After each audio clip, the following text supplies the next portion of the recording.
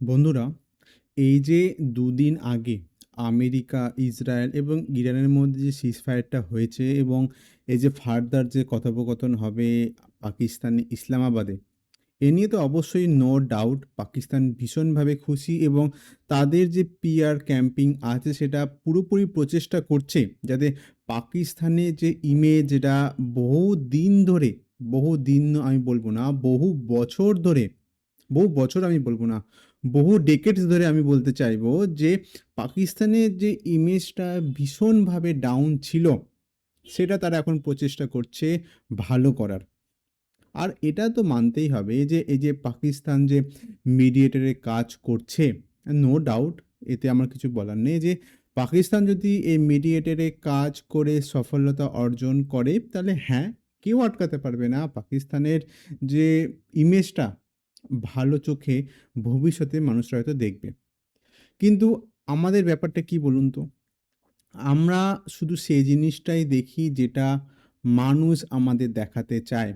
আমরা না between the line বা বিহাইন্ড দ্য সিনস খুব একটা দেখিও না, আর বেশিরভাগ মানুষের সেটা রুচি থাকে না। কিন্তু আমি আপনাদেরকে এটার ব্যাপারে একটু ডিটেলস দেব। মানে পাকিস্তানের মিডিয়েটর হিসেবে কাজ করার কারণটা কি?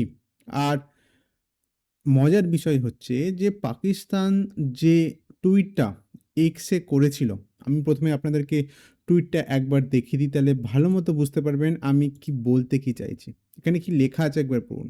এটা কিন্তু পাকিস্তানের পিএম শেহবাজ শরীফ এটা পোস্ট করেছিলেন যখন, মানে যে দিন এই সিজ ফায়ারের কথাটা এসছিল।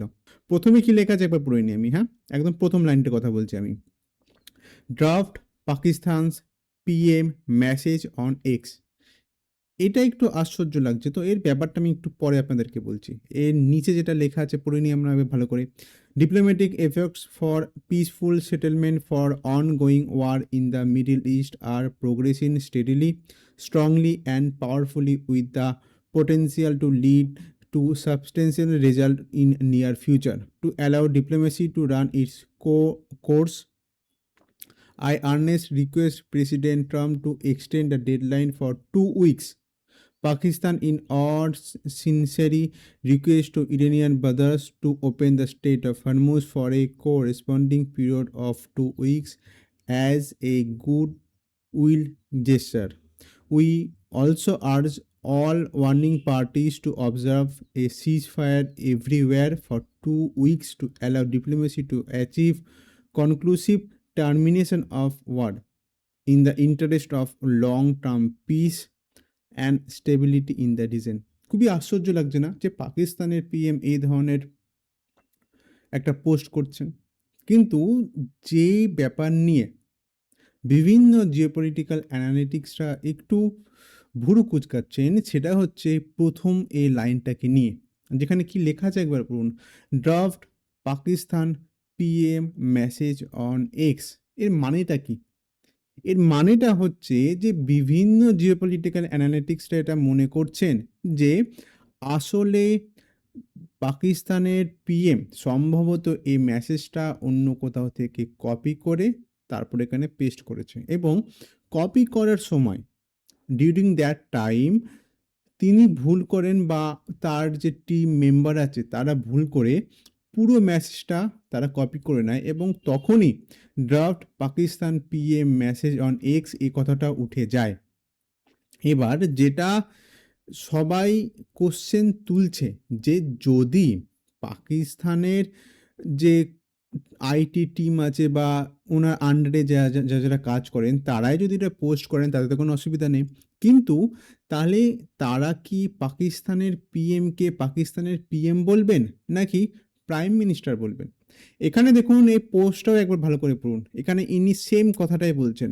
রায়ান গ্রিম কি লেখা আছে আমি একবার পড়ে নিই। Oh this is unbelievable. The edit history on this tweet show that Pakistan Prime Minister Shehbaz Sharif originally copy and paste everything he was saying, including a draft Pakistan PM message on X.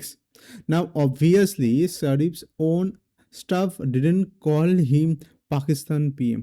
They would just simply call him Prime Minister. The US and Israel of course would call him Pakistan PM. মানে এখানে বলতে চাইছেন যে এই যে মেসেজটা তাকে send করা হয়েছে সেটা সম্ভবত ইসরায়েল বা ইউএস থেকে সেন্ড করা হয়েছে।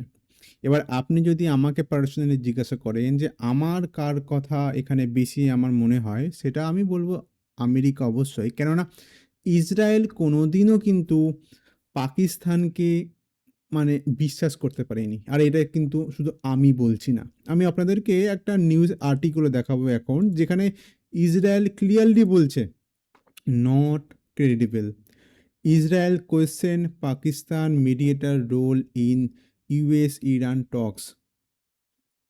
ইসরায়েল পরিষ্কার এখানে বলছে যে এই যে পুরো মিডিয়েটর যে রোলটা পাকিস্তান বেশ কিছুদিন ধরে করার এটা চেষ্টা করছেন, এটা কি আদৌ ক্রেডিবল? মানে একজন যদি মিডলম্যান হিসেবে পাকিস্তান কাজ করে, তাহলে পাকিস্তানকে ক্রেডিবল হওয়া দরকার। মানে একটা পার্টি যে কথাটা বলছে এবং মিডলম্যান হিসেবে সেই কথাটা একদম অ্যাজ ইট নেক্সট পার্টিকে ফরওয়ার্ড করা, এই জিনিসটাই তো মেন কাজ মিডিয়েটারের। মানে একটা পার্টি কি বলছে, সেই পার্টির কথাটা তারা নিজেরা নিল, মেসেজটা নিল এবং সেই মেসেজটাই ফরওয়ার্ড করে দিল। কিন্তু যেটা খুবই চিন্তার বিষয় যে পাকিস্তান এই কাজটা ঠিক করে করেনি। প্রথমের দিকে আমি বলছি কি হয়েছিল। প্রথমের দিকে ইরান পরিষ্কার তাদের যে 10 পয়েন্ট যে তাদের এগ্রিমেন্ট ছিল, যেখানে তারা 10খানা পুরো পয়েন্ট টু পয়েন্ট বলে দিয়েছিল, সেখানে তারা পরিষ্কার বলেছিল যে লেবাননকে, মানে লেবাননের ওপর কোনো ধরনের অ্যাটাক ইসরায়েল করবে না বা আমেরিকা করবে না, যাই হোক।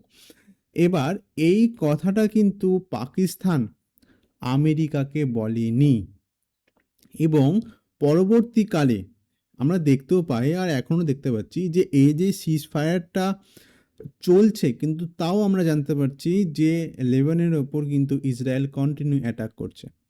আর এই কারণে, আর শুধু এটা কারণ নয়, আপনারা যদি হিস্টোরিক্যালি দেখেন, ইসরায়েল কোনোদিনও কিন্তু পাকিস্তানকে ক্রেডিবল হিসেবে বিশ্বাস করতো নয়। এবার বড় যেটা কোশ্চেন হচ্ছে, সামনে যে রোববার, হ্যাঁ সম্ভবত জানা যাচ্ছে যে রোববারই এই পিস টক নিয়ে কথাবার্তা হবে পাকিস্তানে, ইসলামাবাদ এই জায়গাতে।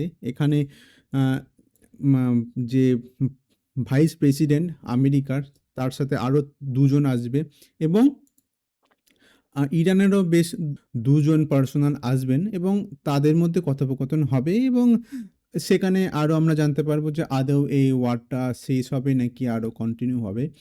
এবার আমি পরিষ্কার বলে দিই যে এখানে কিন্তু ইসরায়েল কতটা আসবে এটা কিন্তু একটা বড় কোশ্চেন। কেননা ইসরায়েল পরিষ্কার বলছে যে তাদের কিন্তু কোনো যে পার্সোনাল তারা পাঠাবে, এ নিয়ে কিন্তু তাদের মনেও একটা কোশ্চেন আছে। কেননা মেন কারণই হচ্ছে পাকিস্তান।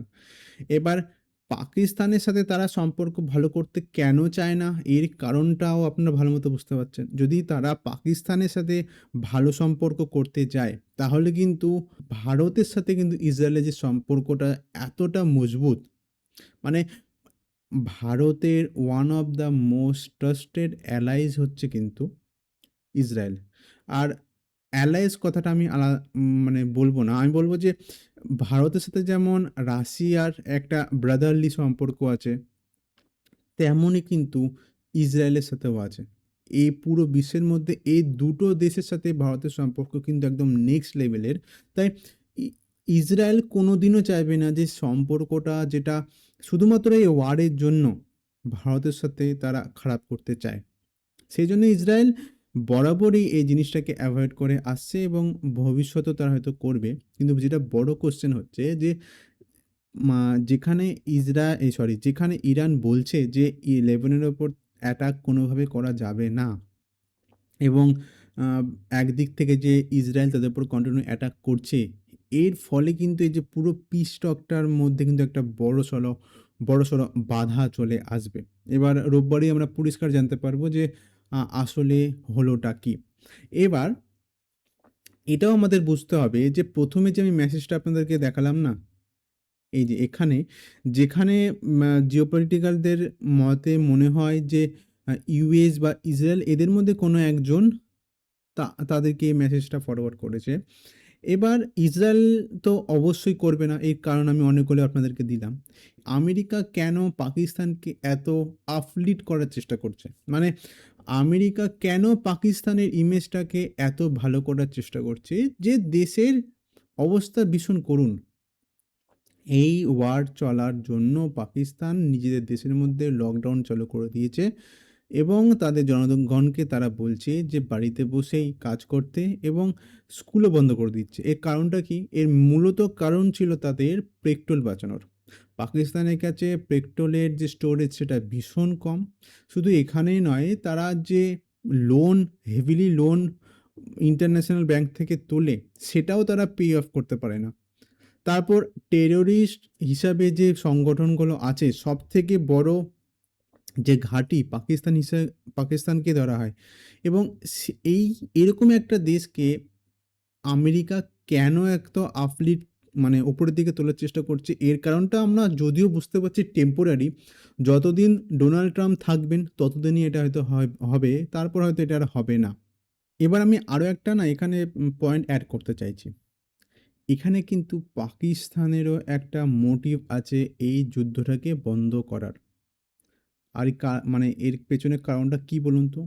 পাক পাকিস্তানের সাথে সৌদি আরেবিয়ার যে ডিফেন্স প্যাক্টটা ছিল সেটা, সেটা অনুযায়ী কিন্তু 110% পাকিস্তানের ফোর্সকেও এই যুদ্ধে নামতে হতোই। আর এটাই একটা বড় কারণ পাকিস্তানের তরফ থেকে এই যুদ্ধটাকে বন্ধ করার জন্য। ঠিক আছে বন্ধুরা, এই বিষয় নিয়ে তো ভবিষ্যতে আরও আপডেটস আসবে। কোনো আপডেট এলে আমি আপনাদের সাথে অবশ্যই আলোচনা করব। এতক্ষণ পর্যন্ত যদি আমার এই ভিডিওটা আপনারা দেখে থাকেন তাহলে অসংখ্য ধন্যবাদ। আবার দেখা হচ্ছে কোনো এক ইম্পোর্টেন্ট জিওপলিটিক্যাল নিউজের সাথে।